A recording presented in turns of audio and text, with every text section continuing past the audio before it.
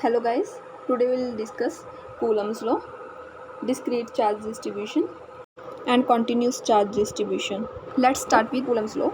So what is Coulomb's law? ठीक है, let us suppose we have two charges. One is capital of Q, the second one is small q, and let us suppose the distance between them is r, and so the force between these two charges is given by Coulomb's law. Okay, and this is given by F is equal to, that is equal to 1 by 4 pi epsilon naught capital charge small charge q divided by distance between them. Okay, and the direction of force is along their centers, that is r cap. Okay, now what is epsilon naught? Epsilon naught is permittivity of free space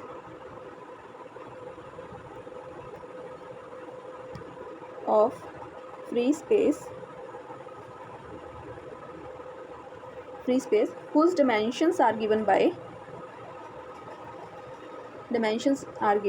Coulomb square per Newton meter square.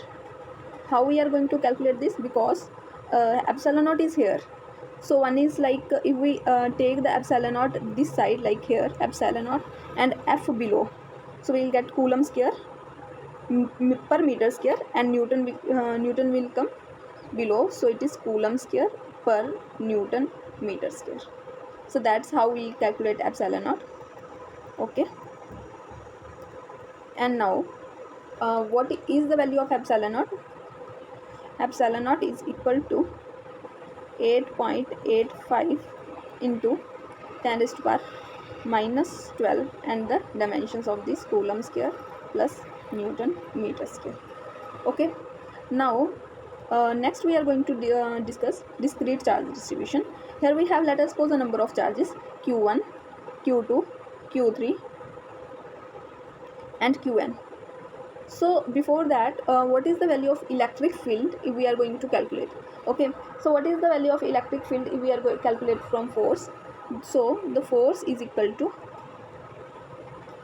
q, which is given here, into electric field. Okay, so the electric field is equal to force divided by capital charge q. Okay, and from the principle of superposition we know that the total force due to all these charges is equal to F1 plus F2 up to Fn. Okay, then that is equal to 1 by 4 pi epsilon naught. So we are going to calculate the forces between these, like q2 and capital Q, q1 and capital Q, q3 and capital Q, so on. Okay, so the force is given by q1 capital Q divided by distance between, let us suppose, r1, so r1 का square is equal to r1 cap plus q2 capital Q divided by r2 का square capital r2, sorry, small r2 cap plus up to so on up to qn. Okay, and now the electric field E is the force upon capital charge Q, so we will get the value of electric field 1 by 4 pi epsilon naught q1 r1 square r1 cap plus q2 divided by r2 square r2 cap up to so on. Okay, if I want to write it in compact notation, then I'll use the summation symbol. Then the electric field is equal to 1 by 4 pi epsilon naught.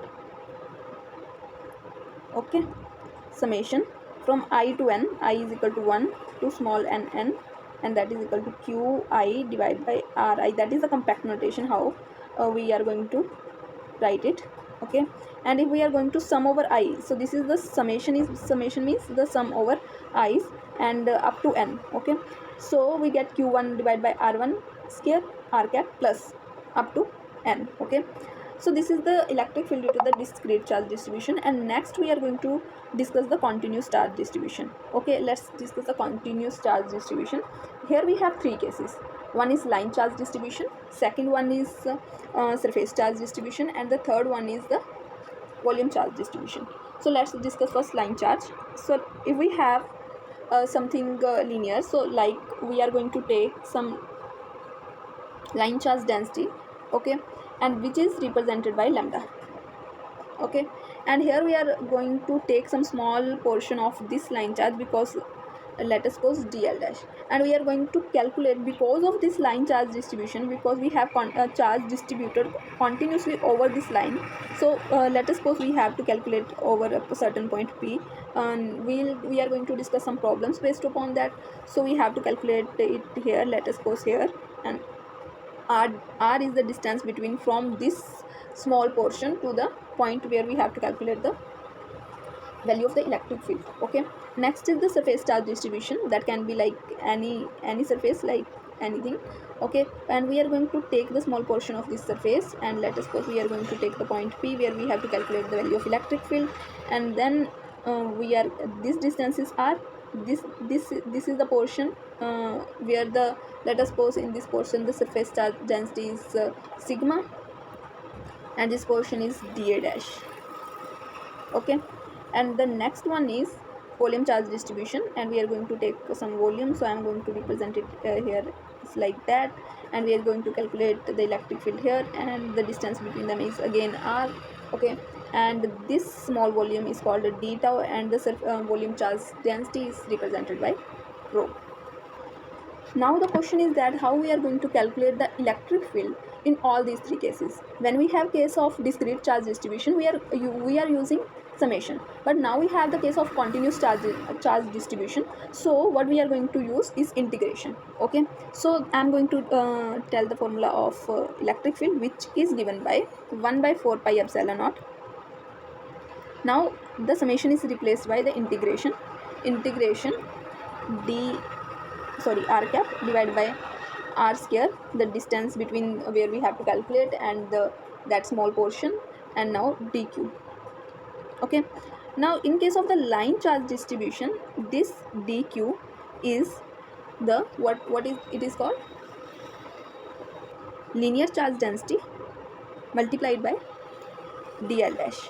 Okay, dl dash is the portion which we have assumed earlier. Okay, in case of the surface charge, dq is given by sigma, the surface charge density, and dA dash.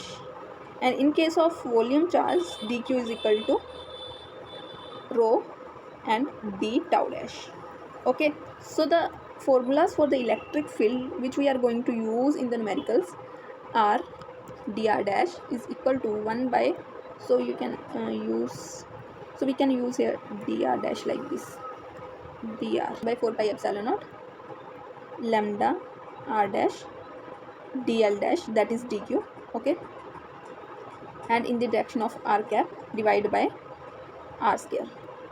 Okay, and now the next is for the surface charge distribution, that is equal to similar, but only the value for the lambda changes with the sigma r dash.